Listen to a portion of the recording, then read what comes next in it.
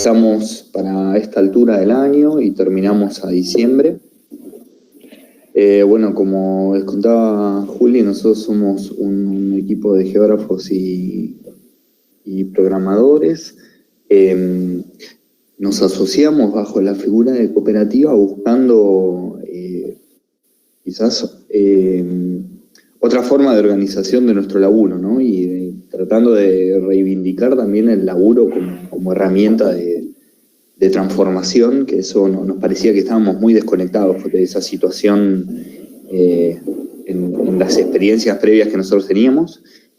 Y bueno, buscando también un espacio horizontal donde poder tomar decisiones y poder elegir el rumbo hacia dónde vamos. Y bueno, esta experiencia nos fue llevando a construir Cambalache y a trabajar en distintos ámbitos, ¿no? En cuestiones urbanas, en cuestiones de salud, algunas relacionadas a logística y también en instancias de capacitación. Fuimos con el tiempo también orientándonos a crear soluciones específicas relacionadas a las infraestructuras de datos espaciales y a crear propuestas de planificación desde lo urbano hasta cuestiones más quizás relacionadas al ordenamiento territorial y propuestas de análisis en ciudades. Esta experiencia en particular de Rodrigo Bueno lo encaramos con una consultora que se llama Punctum. Ellos eran quienes coordinaban el trabajo, que estaba en algún punto no sé, convocado por PNUD y en articulación con el gobierno de la ciudad. La idea era poder trabajar en la problemática de movilidad, seguridad y de género de una manera participativa. Y bueno, eso estaba en el marco también de la implementación de los ODS 16 en un laboratorio con la intención de ver cuestiones, con la intención de poder aplicar metodologías de relevamiento y relacionadas a la participación y que mezclara fuentes de datos conocidas ya en el ámbito como encuestas y de información geoespacial ya conocida, y otras fuentes no convencionales que requerían una innovación. Eso nos llevó a nosotros a desarrollar una metodología de laburo que tiene como 3 partes. La primera está más relacionada al diagnóstico, donde buscamos datos que existían, fuentes convencionales, y armamos los mapeos participativos. Después vino una fase de experimentación y de exploración de esa información, donde nos orientamos a chequear esa parte de la información y lo que había surgido en el diagnóstico, y después vino una etapa de testeo de inteligencia colectiva donde se cruzó esa información con otros inputs y para llegar a las conclusiones finales. Bueno, ahora Patricia le va a contar más de los mapeos participativos. Hola a todos, ¿cómo están? Bueno, yo soy Patricia y bueno, como les contaba Cristian, los mapeos participativos, dentro de este gran trabajo que se hizo en Rodrigo Bueno, porque fue un laburo mucho más amplio, no fueron nuestros mapeos participativos, fueron parte de todo el informe que se armó junto con la otra consultora que era la que coordinaba, ¿no? Los mapeos participativos colaboraron con información, o sea, dieron información para armar el diagnóstico, ¿sí? Fueron parte de la información del diagnóstico que se armó. Los mapeos participativos entraron dentro de esto a lo que en el gobierno de la ciudad le llamaban innovación, ¿no? Y en PNUD también, o sea, como la parte innovadora tenía que ver con esto de hacer un mapeo participativo, y después otra experiencia más que hubo en la segunda etapa, que es el Space Mapping, que tuvo que ver también con un mapeo, con una aplicación. Pero bueno, ahora les vamos a contar más puntualmente qué pasó con los mapeos participativos.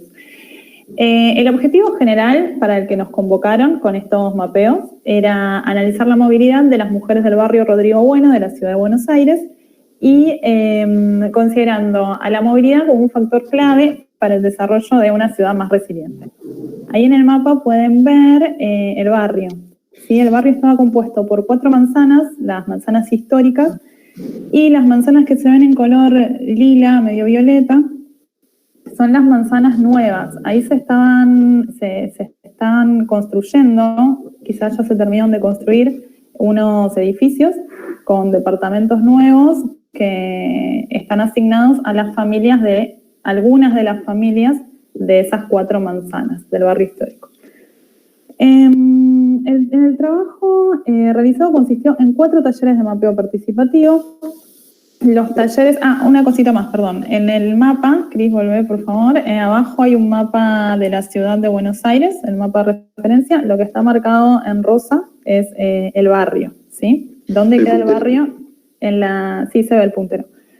¿Dónde queda el barrio? En el entorno de la ciudad. El barrio Rodrigo Bueno queda en Puerto Madero, uno de los barrios más caros de la ciudad de Buenos Aires, y lo cual es un enclave, ¿no? Es muy difícil entrar y salir de Puerto Madero si uno no tiene transporte propio, ¿no? Y bueno, este análisis de la movilidad no era algo inocente, sabíamos y se sabía que en este barrio había muchos problemas de movilidad. Y bueno, sobre todo para las mujeres que tienen asignadas mayores tareas de cuidado que los hombres. Entonces, por eso se empezó a hacer este laburo ahí.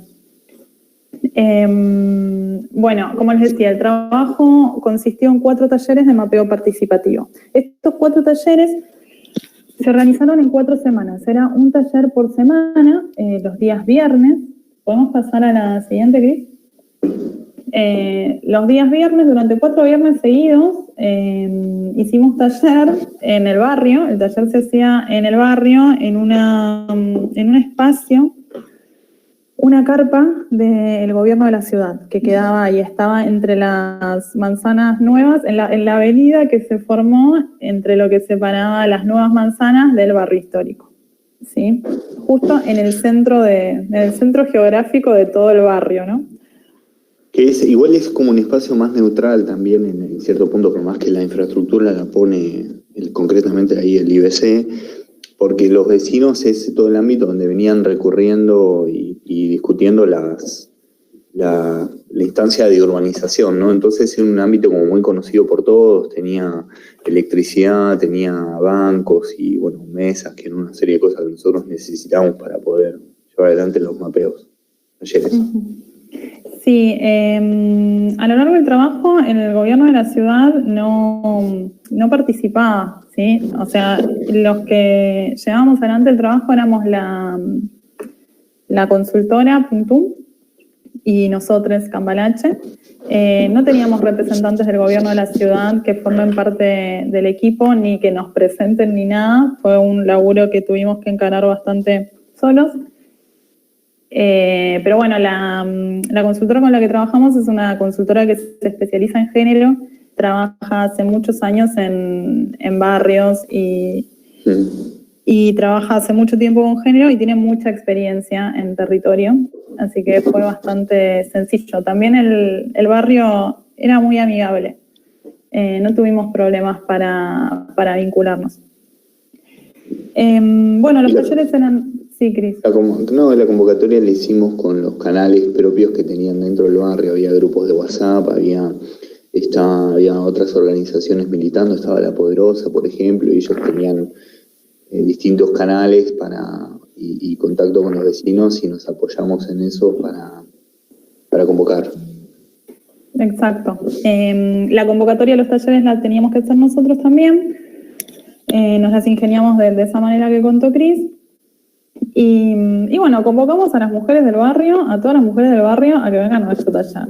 Les invitábamos una merienda y bueno, tuvimos suerte. Por suerte en todos los talleres hubo alrededor de 20 personas. No eran siempre las mismas mujeres, sino algunas sí estuvieron en todos los talleres, otras fueron como rotando. Y bueno, primero les vamos a contar un poco sobre la cartografía social.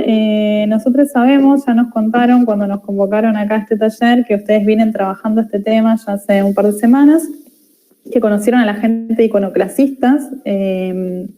Entonces, estos 4 talleres llevaron adelante la misma metodología que usa iconoclasistas. Así que nuestra idea es mostrarles cómo la aplicamos a los 4 talleres en particular. Cada taller fue distinto. Y después avanzamos un poco más convirtiendo todo esto analógico en digital, ¿sí? Ahí le metimos un poco el tema de los sistemas de información geográfica. Pero bueno, en principio la cartografía social, acá voy rápido porque esto ya lo saben, se define por el proceso de producción. Los mapas participativos se planean en torno a un objetivo común, en este caso tenía que ver con la movilidad de las mujeres. Se realizan con aportes de toda una comunidad, es un proceso abierto e incluyente.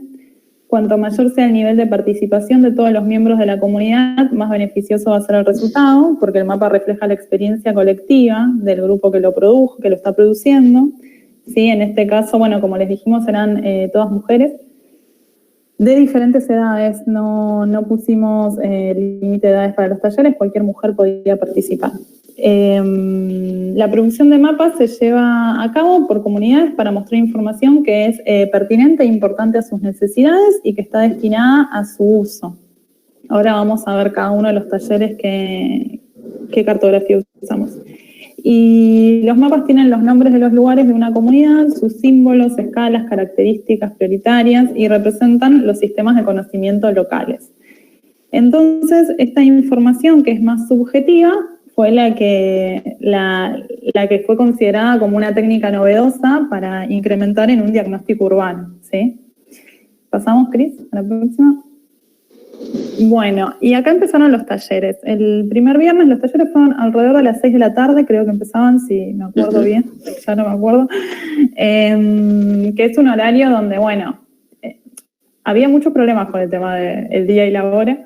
Tenía que ser un horario donde las mujeres puedan participar, así que tenía que ser medio lejos de la cena en general, pero tenía que ser después de que fueron a buscar a los chicos al colegio. Siempre terminaba empezando un poco más tarde, ¿no? Hasta que llegaban la gente al taller.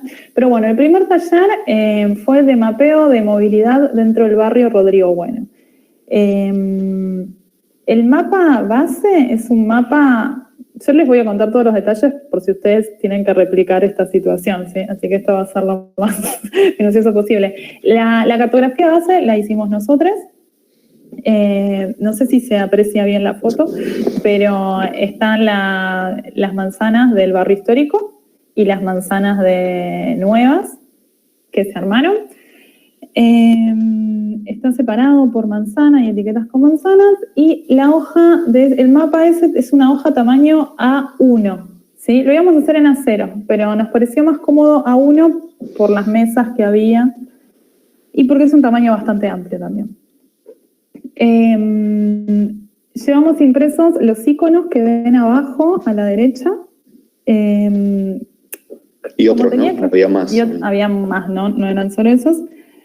Como vieron, el título es movilidad dentro del barrio Rodrigo Bueno, entonces uno cuando genera los iconos, después se pueden generar iconos ahí en el momento, ¿no? Cada uno puede ir dibujando la iconografía que quiere, pero hay que llevar algo medio como de base y tenía que ver con, no sé, actividades cotidianas que uno puede hacer en las inmediaciones de su casa, ¿no?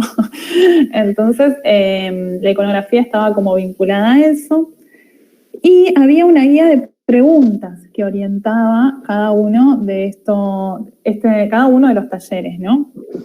En principio, lo que hacemos es llegar al lugar, llegan todas las personas, nos dividimos en grupos. En este taller preguntamos qué mujeres eran de la manzana 1, cuáles eran de la manzana 2, de la 3 y de la 4, y las separamos por manzana. Nos pareció que era apropiado para este taller. Y salió bastante bien, porque estaban como en número bastante parejas, así que había 4 o 5 personas de cada manzana, así que se pudieron armar bien los grupos. Y bueno, y uno de nosotros coordinaba, uno o dos coordinaban cada uno de los grupos. No las dejamos solas con la guía y nos vamos, sino que bueno, estamos ahí con la guía, orientándolas, ¿no? Más o menos guiando por dónde, cómo avanzar si se traban con alguna pregunta o algo que aparece en la guía. Pero bueno, la mayoría de las preguntas en esta guía estaban orientadas a el entorno, a tu casa. Primero ubicarse en el mapa en donde estaban, después ubicar dónde estaba su casa. No todo el mundo tiene contacto con cartografía todo el tiempo, ¿no? Y entonces, también, perdón. Sí.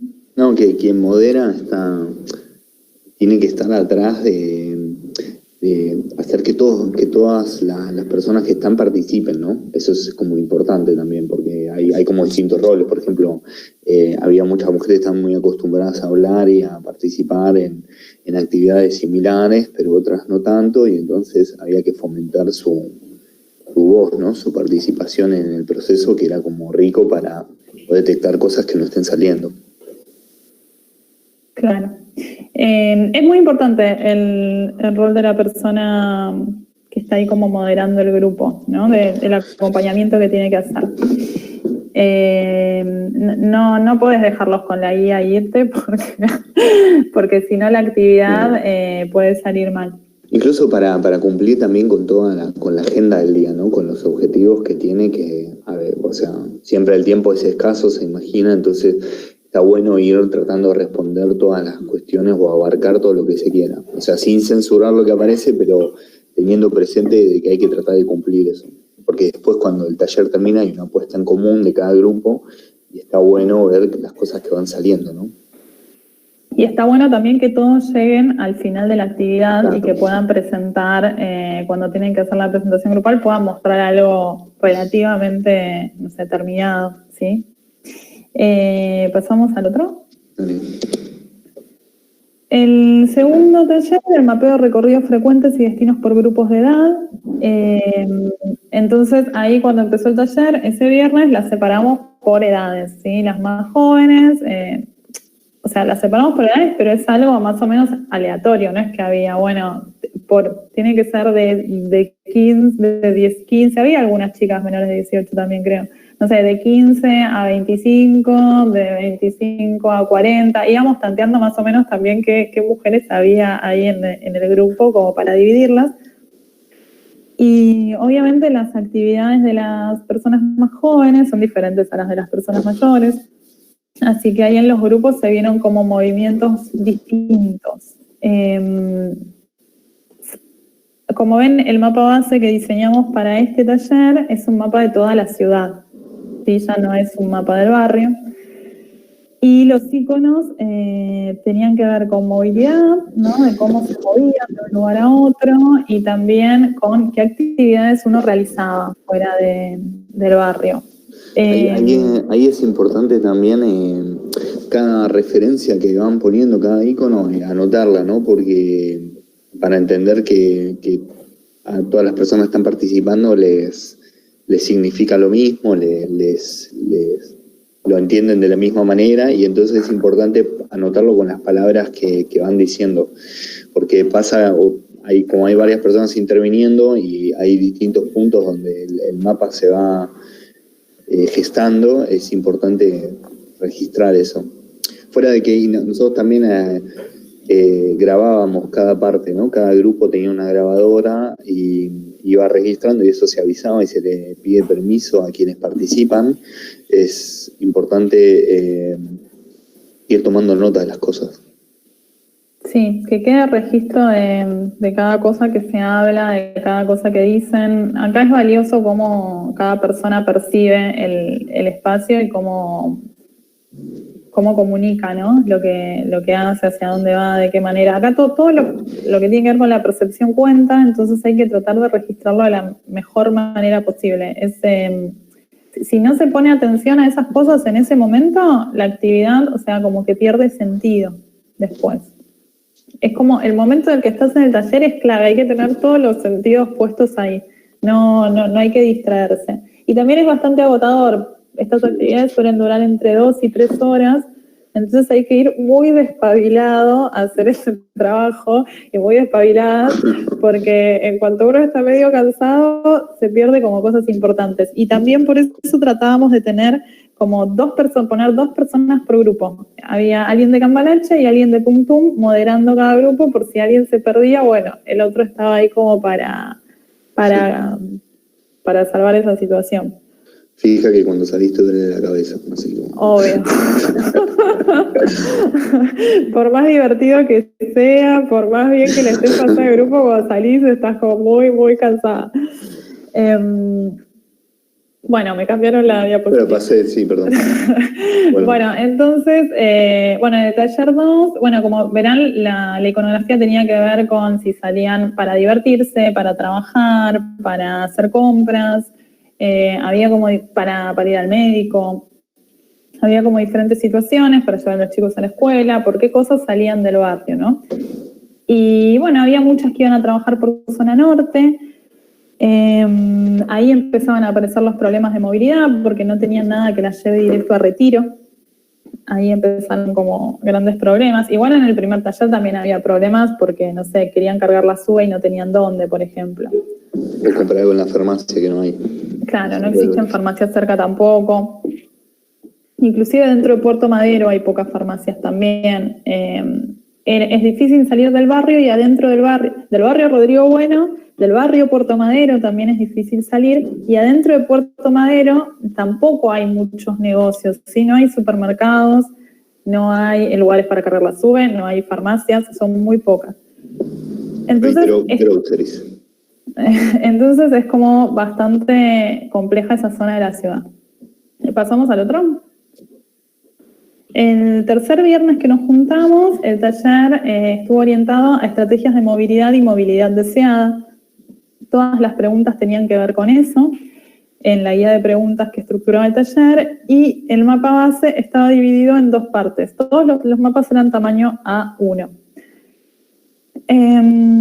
Por un lado teníamos el mapa del barrio y por el otro lado el mapa de la ciudad, ¿sí? Entonces les pedíamos que vayan dibujando o marcando cuáles serían como sus viajes deseados, a dónde les gustaría ir que no pueden ir ahora, ¿no? O de qué maneras les gustaría ir que en ese momento no podían hacer.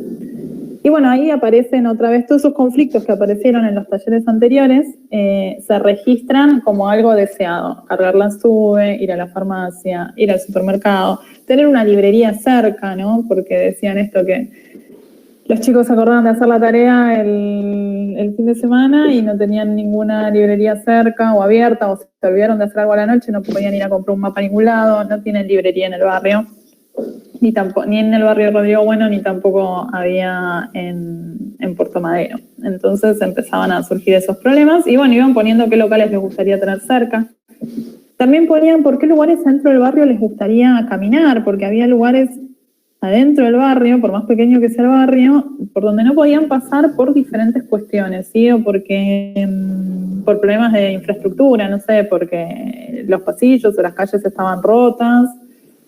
Me acuerdo que alrededor había 2 canchas de fútbol, alrededor de las 2, en las 2 canchas había como conflicto para pasar por ahí. Las chicas no querían pasar ni de tarde ni de noche, algunas mujeres decían que sus hijos no los dejaban ir por esos lugares. Había zonas de perros que se juntaban perros y eran, no sé, por ahí no querían pasar ahí con los nenes, entonces la evitaban. Zonas donde había escalerillas o escalones y para pasar con los cochecitos era un problema. Algunas zonas donde se inundaba. De todo ese aspecto. Hablamos también hay mucho problema con las conexiones de la línea colectivo, son 2 las líneas que llegan al barrio, la línea 2 y la línea 4. hacen más o menos el mismo recorrido, conectan con el oeste de la ciudad de Buenos Aires, o sea, van para el lado de Liniers, siguen, digamos, el eje de Rivadavia y eso hace que, a ver, tenía problemas en la frecuencia nocturna, tenía problemas en cuanto a la hora de esperar en las horas picos para los chicos ir al colegio. Entonces planteamos que ellos querían que los colectivos entraran al barrio y dieran una vuelta por la avenida principal y salieran por la otra. Porque los colectivos no estaban entrando al barrio, sino que paraban afuera, en Avenida España. No sé, Cris, si podés mostrar ahí en el mapa. Vuelvo para... ¿En este? ¿Sí está acá? Sí, ahí. Las líneas, las paradas de colectivos están acá. Y bueno, y querían que el colectivo entre al barrio.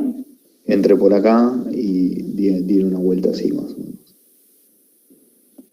También pasaba mucho que esto que decía Cristian, que a la mañana, a la hora de ir al colegio, se juntaban, viven más de 2.000 familias en el barrio Rodrigo Bueno, hay solo 2 colectivos, 2 líneas de colectivo que pasan, a la mañana eso se convertía como en una terminal, en una estación terminal, y la garita para esperar el colectivo es una garita para 2 personas, es de las normales que hay en algunas paradas de colectivo.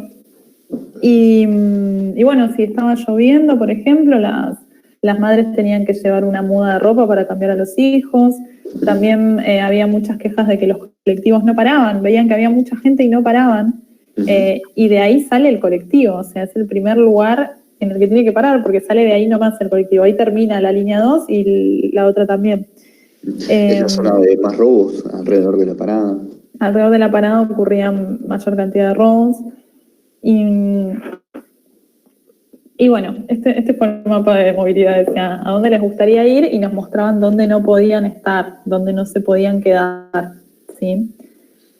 También había un problema puntual con la zona de Retiro, que está bien cerca, pero al mismo tiempo no tienen nada que la lleve a Retiro y necesitaban combinar con Retiro para todo lo que tenían las que trabajaban en zona norte, sobre todo. Entonces ahí aparecía también otro problema. ¿Pasamos?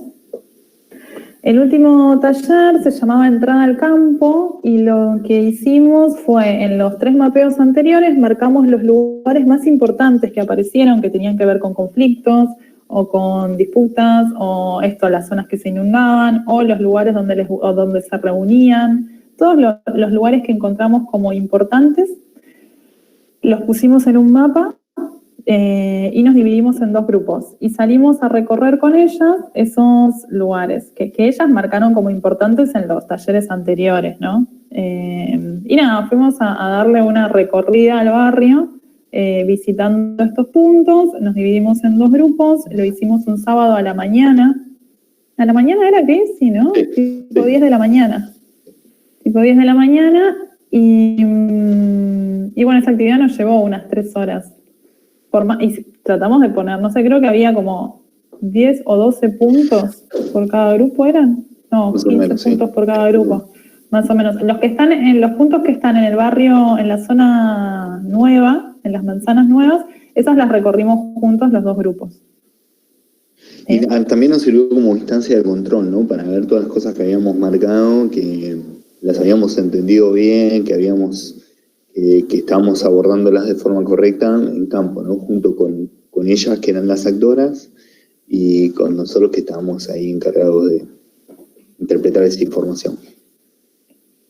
Sí. Ahí en la foto que ven estamos en la zona nueva. ¿Puedes más en el mapa dónde era? ¿Te acordás? ¿Donde estamos ahora parados? Sí. Estamos acá. No, ahí, por ahí, sí. Sí. Esa es la zona de la foto. ¿Pasamos a la que sigue? Bueno, lo que hacíamos después de cada taller, cuando volvíamos a nuestra oficina,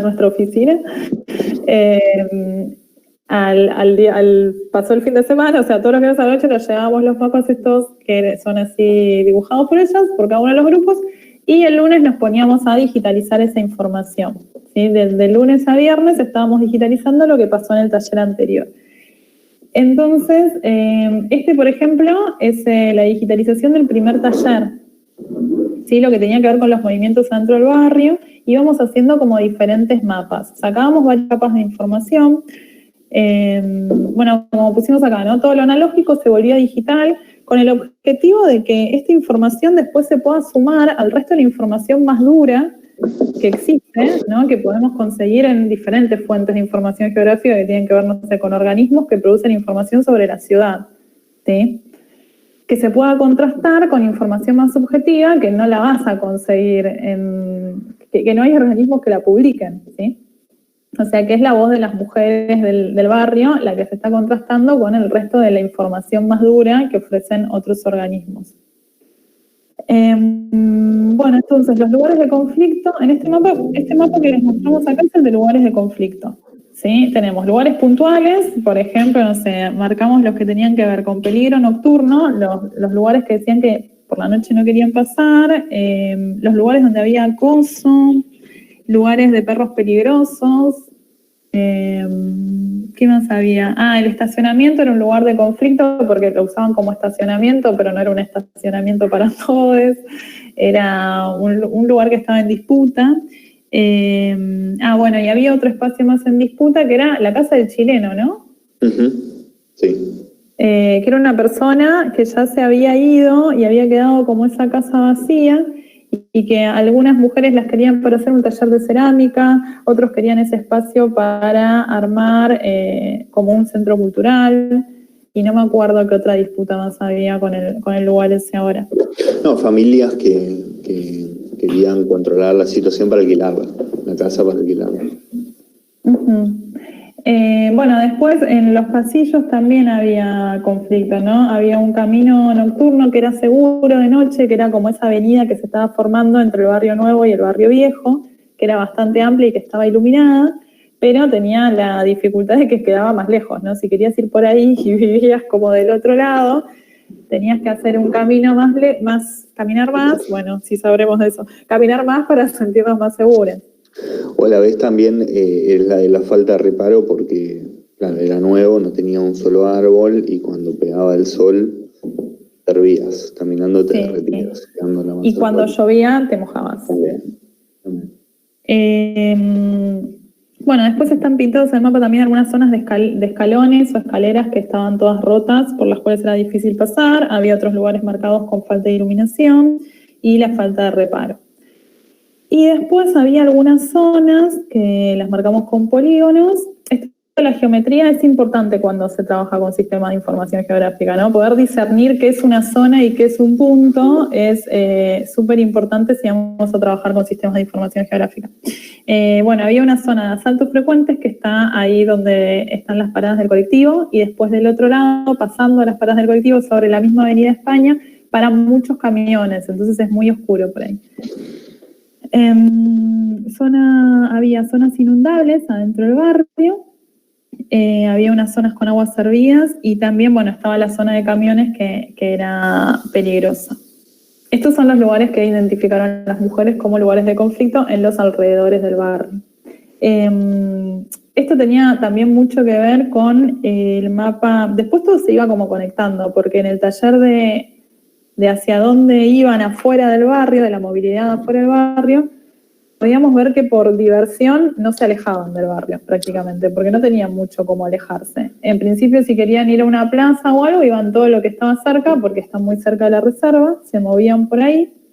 Pero sobre todo a las chicas más jóvenes les era muy difícil salir de noche con sus amigas, porque no tenían cómo volver al barrio, o sea, tenían que quedarse en la casa de alguna amiga, si las madres las dejaban, porque no todas las dejaban, o si no, tenían que salir a comer algo con sus amigas dentro de Puerto Madero, que es carísimo, ¿sí? O sea, podían salir a comer algo y tenían que volver temprano. Pero bueno, todo esto de la zona de los camiones y la zona de la parada del colectivo es la entrada al barrio, así que para entrar al barrio era muy difícil siempre, y volver de noche era casi imposible. Inclusive los taxis y los remises a veces no querían entrar al barrio. Creo que con Uber a veces entraban algunas, pero bueno, era toda una logística muy, muy difícil para poder, no sé, salir. ¿Pasamos, Cris?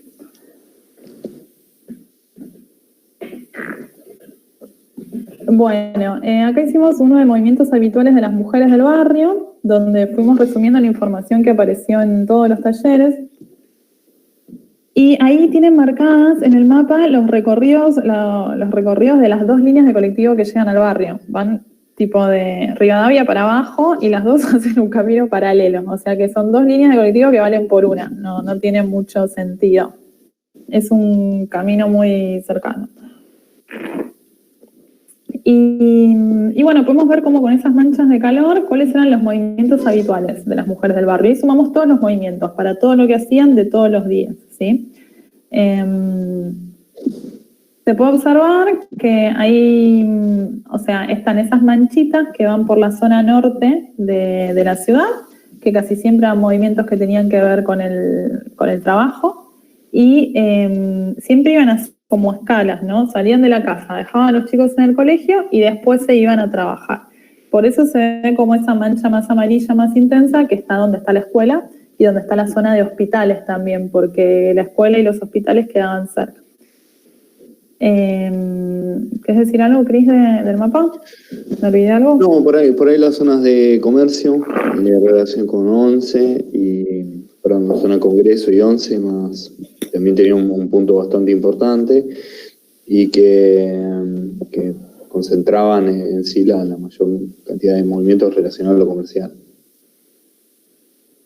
Eso, y bueno, y un punto también con Liniers, ¿no? Eso.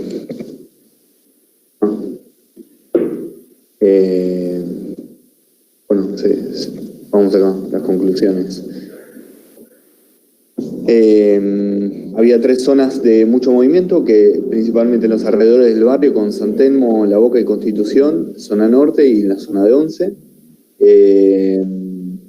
Después, la movilidad por los cuidados, ya sea por cuidado de algún familiar o de acompañar a las niñas a los establecimientos educativos, representa el principal motivo de destino de los trayectos.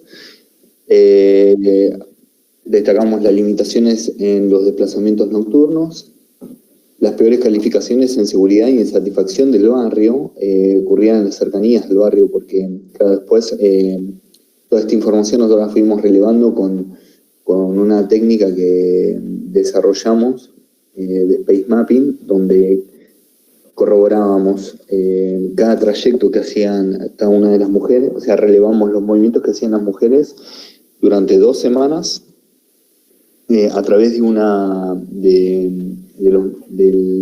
los datos del celular y de una encuesta que iban respondiendo georreferenciada, que contaba el motivo del viaje, cómo se había sentido, le ponía una calificación del 1 al 5 en cuanto a la seguridad, establecía también una pregunta de qué medio de transporte había utilizado y no me acuerdo cuáles las otras. Para hacer este relevamiento usamos para todo el laburo en sí, ¿no? Desde el mapeo, usar el SIG y la aplicación que usamos para las encuestas georreferenciadas se llama ODK, y el software que usamos para hacer los mapas, para trabajar con sistemas de información geográfica, es QGIS. Es todo software libre. Sí. Exacto. Bueno, después algo que fuimos mencionando es la mayor necesidad de conectividad con la estación de Retiro, porque era un punto central para muchos de los destinos laborables y de cuidado, y era difícil de conectar. Si uno quería llegar rápido a Retiro, tiene que salir caminando a Paseo Colón, y son como 10 cuadras.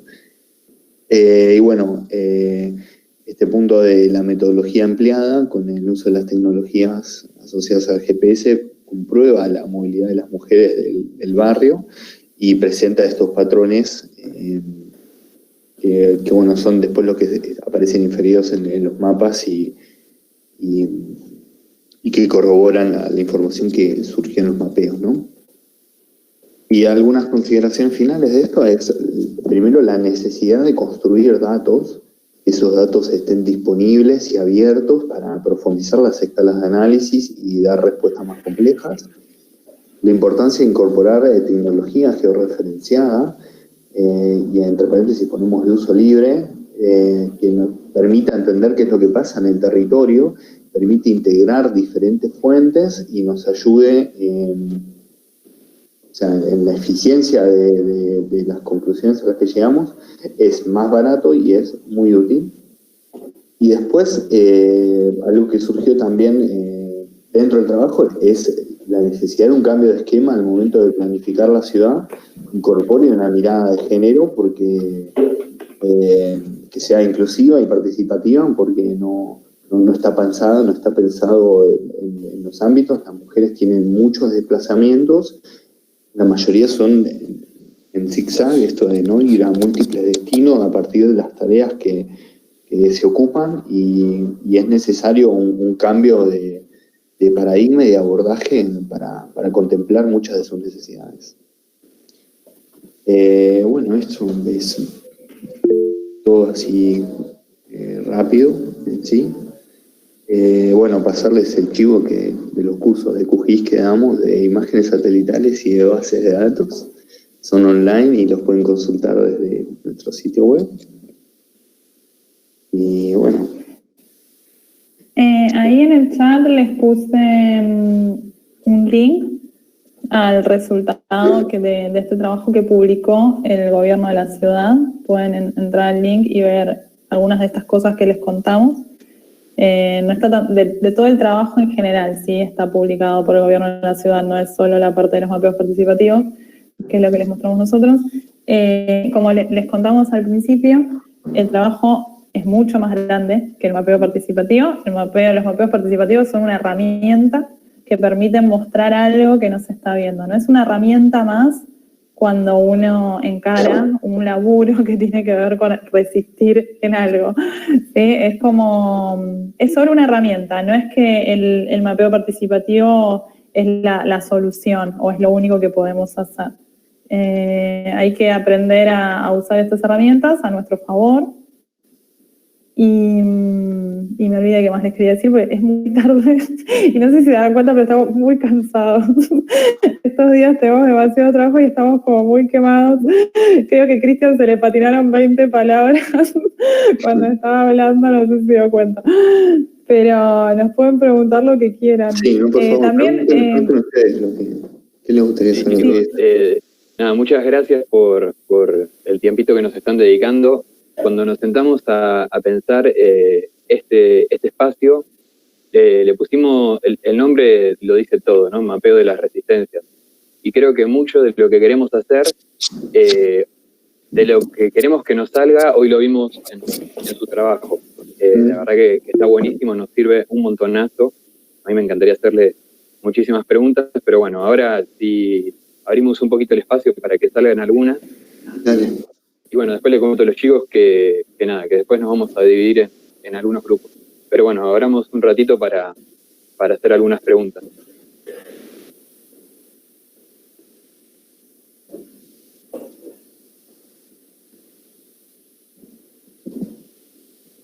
Vamos, que no mordemos. Menos así, por videollamada. Si fuese en vivo, bueno, capaz que podemos morder a alguien. Yo tenía como una duda en relación a las potencialidades y también las limitaciones que tiene la herramienta QGIS. Estuve como viendo, digamos, algunas de los mapas que estuvieron haciendo, por ejemplo, el de Montes. ¿Esa herramienta permite que sea interactiva? O digamos, es algo, puede también como cambiar el lugar del juego. ¿Cómo es? A ver, el proceso para trabajar con la información geográfica es como largo, ¿no? Y lleva como distintas etapas de trabajo. Si ustedes van a hacer mapeos participativos, ese es el primer punto, ¿sí? Es el puntapié inicial. Por ahí hay que empezar, ¿no? Por conseguir los datos. De alguna manera, no importa cómo, son datos geográficos, no importa en qué formato estén, ¿sí? Si están dibujados, si están contados, si es en una entrevista también podemos conseguir información geográfica. O sea, lo primero es ir consiguiendo la información geográfica que va a venir en diferentes formatos. Algunas veces podemos encontrarnos la información georreferenciada ya en la web, desde que la publica algún organismo nacional, provincial, municipal, lo que sea. Y otras veces nos vamos a encontrar con personas que nos van a contar cómo es la geografía de su vida, ¿sí? ¿sí? Y eso vamos a tener que ubicarlo, que sistematizarlo y llevarlo a un sistema de información geográfica. Entonces, primero es conseguir la información. En este ejemplo que les traemos nosotros son mapas que fueron dibujados manualmente, analógicamente. Una vez que tenemos eso, ese mapa, hay que generar un catálogo de objetos, ¿sí? Definir cuáles son los objetos geográficos que están en ese mapa. Ustedes podían ver que teníamos, no sé, zonas de conflicto como un objeto, puntos de conflicto como otro objeto, y adentro de los puntos de conflicto había categorías, ¿sí? Que a eso se los llama valores de dominio, que tiene cada una de estas categorías. Los sistemas de información geográfica, la gracia de los sistemas de información geográfica es que trabajan con geometrías, ¿sí? Con puntos, líneas o polígonos, que de alguna manera simulan la realidad, son modelos, están modelando lo que pasa en la realidad, que tienen asociados atributos, tienen una tabla que te da características de cada uno de esos objetos y en esa tabla aparece lo que vos querés que aparezca, lo que vos necesitas que aparezca. Y al mismo tiempo esas geometrías con atributos están georreferenciadas en algún lugar de la superficie terrestre. Eso no lo hace otro sistema de información. Ustedes pueden trabajar, no sé, en AutoCAD, que no está anclado al territorio en sí, ni tampoco tiene una tabla de atributos. Es como dibujar sobre una hoja de papel, dibujar en AutoCAD. Y si trabajamos, no sé, con bases de datos, si estamos trabajando con una base de datos, estamos trabajando con una tabla que no está anclada al territorio. Si bien puede tener un dato de en qué lugar queda, no sé, una columna con la comuna o con el departamento o lo que sea, no está anclada al territorio. El sistema de información geográfica tiene estas tres características. Tiene la forma, que es la que te da, por ejemplo, el CAD, tiene la tabla de atributos, que es la que te da un Excel, y tiene una localización espacial en un sistema de coordenadas. Hay un montón de sistemas de coordenadas, eso es para aprender también, es muy engorroso ese tema, pero bueno, un software como el QGIS trabaja en estos tres niveles, ¿sí? Entonces, una vez que tenemos la información analógica, es bastante complejo en teoría, en la práctica lo podemos ir resolviendo, está bueno entender lo que estamos haciendo, ¿sí? Quizás pueden abrir un KML de Google Earth y verlo en QGIS y está todo bárbaro, pero está bueno saber que tiene una tabla de atributos, que es una geometría y que está anclada a la Tierra, que cumple con esas tres condiciones, porque si no lo saben de movida, después van a aprender a usar la herramienta así medio a los ponchazos y después les va a caer una cosa, van a ver, no sé, la misma información del mismo lugar en dos lugares distintos, ¿sí? En dos planetas diferentes. Se vuelve como dimensiones distintas porque no entienden esto del sistema de coordenadas. Entonces, una vez que convertimos esta información, la digitalizamos, la podemos ver en el SIG y ahí no termina la historia. Ahí después tenemos que buscar alguna forma de ponerla en un mapa web, ¿sí? Para que sea interactivo. Entonces hay diferentes plataformas donde publicar la información. Algunas son más simples de usar, otras necesitan mucha más especialización, pero todas, casi todas, necesitan cargar un archivo shapefile, que es este archivo que usan los sistemas de información geográfica, que tiene geometría, base de datos, ¿sí? Atributos, y tiene un sistema de coordenadas. Entonces, en cualquier plataforma para publicar un mapa web, van a tener que cargar la información en un formato geográfico, como puede ser el shapefile. Así que bueno, es un camino largo para publicar. Está claro que en ese sentido el QGIS te permite procesar la información y prepararla para subirla a un mapa web, digamos. Pero necesitas alguna plataforma después para lograr esa interacción, para lograr la consulta de los usuarios o de la gente a la que quieras llegar.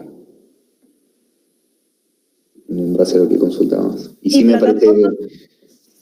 Sí, plataformas para publicar la información, así para compartirla, hay un montón. Pueden usar Google Maps, que es la más sencilla de todas. También depende con qué objetivo la quieren publicar, ¿no? Pero bueno, pueden usar Google Maps, donde van a poder editar todos al mismo tiempo, todos y todas al mismo tiempo. Pueden usar, hay otras que son más específicas, no sé, como CartoDB, donde te creas un usuario y podés subir un shape y tunearlo un poco, ponerle colores, hacer algunas cosas. Tiene un límite, no sé si pueden editar todos al mismo tiempo ahí, pero sí podés hacer un lindo mapa y ponerlo en la web, y tiene un límite, no sé cuánta información puedes subir para que sea gratis. Después empezás a pagar y la licencia es bastante cara. Después, si no, si hay programadores, nosotros tenemos un programador en el equipo, Seba, que bueno, que él ya hace magia, no sé, programa con... Esto, nosotros usamos siempre software libre, ¿sí? Maneja librerías para publicar mapas, que Leaflet se llama una de las que usa, por si quieren investigar, o si alguien sabe programar y quiere investigar, con la que se hacen la mayoría de los mapas que van a encontrar en la web, y quedan bastante buenos. Y después nosotros tenemos un manual que es Mapea tu causa, que es un ejemplo muy básico y muy simple para georreferenciar en un mapa para compartir y que puedan editar varios al mismo tiempo, con una plataforma que se llama UMAP, que es de OSM, OpenStreetMap, que es un mapa colaborativo. Pero bueno, lo mismo que se puede hacer en Mapea tu causa con UMAP, se puede hacer en Google Maps, ¿sí? Se puede hacer lo mismo, crear una capa, un KML, y compartirlo y editarlo varios al mismo tiempo. No sé si respondí la vuelvo pregunta. sobre esto que dijo Pato de crear el catálogo de objetos geográficos, porque es importante detenerse y establecer los criterios, ¿no? Ustedes me mencionaron que están haciendo el mapa de las resistencias, por ejemplo, definir qué es una resistencia y ver qué objetos se caen ahí y qué es lo que se va a mapear. Eso es una instancia como clave en este momento, porque les va a definir, va a establecer los criterios con los cuales después van a salir a campo a relevar o van a procesar la información que les llegue. Claro, eso ahí tendrían que es pensar importante. qué es una resistencia, y que definir qué van a tomar ustedes como resistencia y qué atributos tienen, qué características tienen las resistencias, ¿no? Le van a poner un tipo, si le van a poner una fecha, si van a poner, no sé. Organización convocante, trans. Exacto, hay mucha información para cargar. Y pensar en la información que van a relevar sobre las resistencias va a hacer que después hagan diferentes mapas con un mismo objeto, ¿sí? Nosotros les mostramos un par de mapas del taller, muy pocos, pero nuestro informe estaba lleno de mapas, no sé, eran 50 páginas, 60 llenas de mapas, que con una sola capa podés hacer, no sé, si nosotros tenemos una capa, por ejemplo, ¿no?, de las provincias del país, tenemos la geometría de todas las provincias del país, en una sola capa, ¿sí? Una capa con 24 polígonos, que tiene una tabla de atributos, donde le ponemos el nombre a cada provincia, y donde ponemos a qué región pertenece. Solo dos características, el nombre y a qué región pertenece. Yo puedo hacer un mapa donde veo todas las provincias del mismo color y remarco los límites, como son los mapas escolares, por ejemplo, ¿sí? Que vemos todas las provincias iguales marcando el límite. Puedo hacer otro mapa donde pinto de un color diferente cada provincia, ¿sí? Que también hay mapas escolares en los manuales que son así, en donde... Y es la misma capa, ¿sí? Solo que elijo otra columna, otra característica para representarlo. O puedo hacer un mapa de regiones del país, donde todas las provincias que pertenecen a la misma región, o sea, que tienen el mismo nombre en esa columna, se van a ver del mismo color. Entonces ya son 3 mapas con el mismo objeto, solo que está representado por diferente atributo, por diferente característica. Por eso es importante pensar la estructura del objeto geográfico, la estructura de la base de datos sería en función de lo que yo quiero mostrar de ese objeto. Igual no es algo que lo creamos una vez y queda así para siempre. A lo largo del trabajo irán agregando más columnas a sus objetos. Pero está bueno pensarlo de movida, ¿no? Empezar a encarar una investigación sabiendo cómo va a ser la estructura de ese objeto y con qué fin estoy creando ese objeto. Pero tampoco vamos a hacer columnas porque sí, o vamos a investigar todo porque lleva mucho laburo hacer esto, lleva mucho tiempo también. Entonces, bueno, tener como los objetivos claros desde el principio nos ayuda a enfocar nuestra tarea.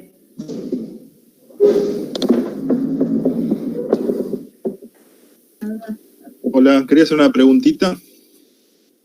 Sí. Yo estuve haciendo algunas pruebas con QGIS y bueno, básicamente quería saber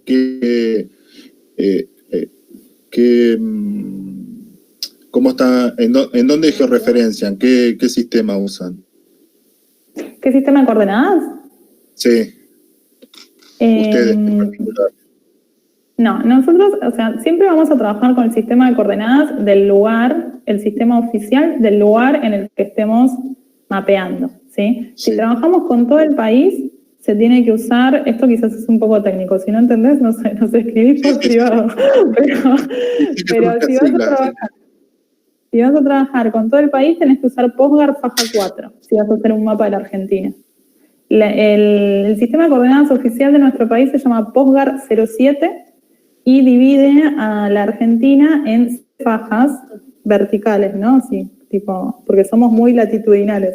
Entonces las fajas son verticales, la faja 1 está al lado de Mendoza, la faja 7 es la provincia de Misiones y en el medio va el resto del país. Entonces, si vamos a trabajar con todo el país, elegimos la faja 4, que es la del medio, y la que evita las deformaciones hacia el este y el oeste. Ahora, si vamos a trabajar en la provincia de Buenos Aires, depende en qué parte, usamos la faja 5 o la faja 6.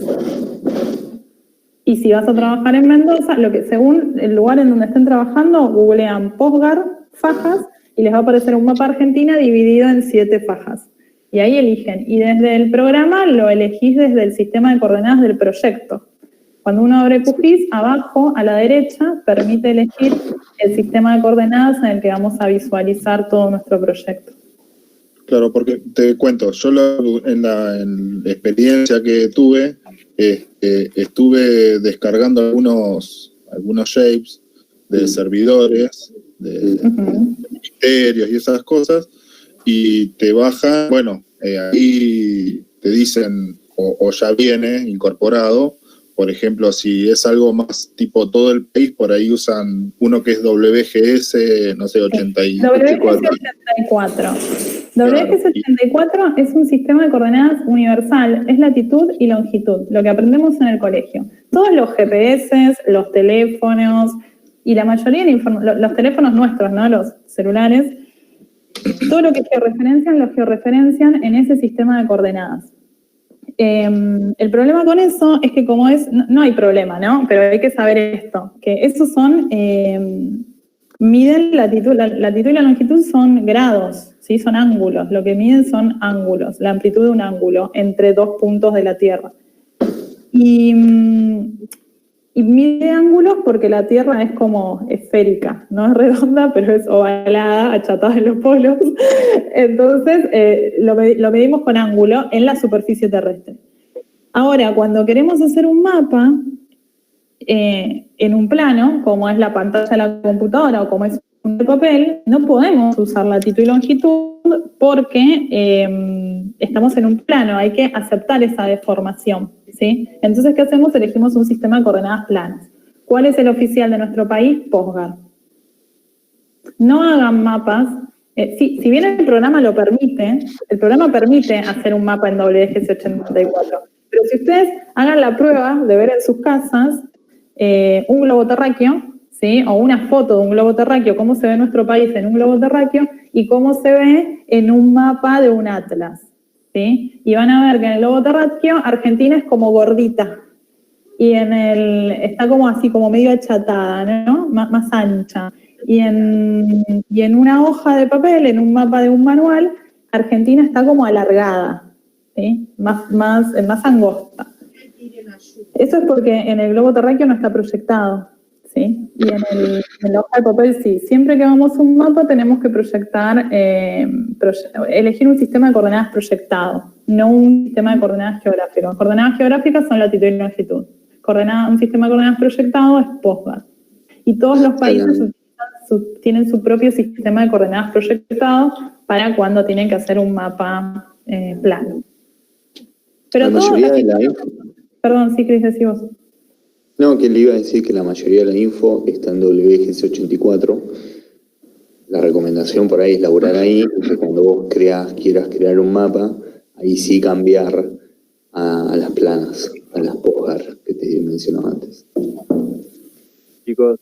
Gracias. Bueno, nada, llegó el tiempo de pasar a los grupos, a ver si podemos hacer un poco. La verdad que es espectacular lo que hicieron. De verdad que yo me anoté un montonazo de cosas y nada, me dan ganas de hacerles un montón de preguntas de cómo fue el proceso, porque es súper complejo y súper real. Real en términos de que se ejecutó y de que hoy hay gente que me imagino que debe estar vivenciando ciertos cambios gracias a su trabajo, y esto es un poco también a lo que apuntamos. Sí, el colectivo entra ahora al barrio, ¿eh? Eso no se los dijimos, pero el colectivo entra.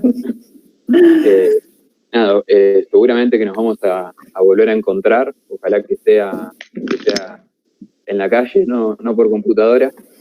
Y bueno, nada, muchísimas gracias, de verdad. Bueno, gracias por invitarnos. Gracias a ustedes. Un gusto. Y bueno, cualquier cosa nos escriben.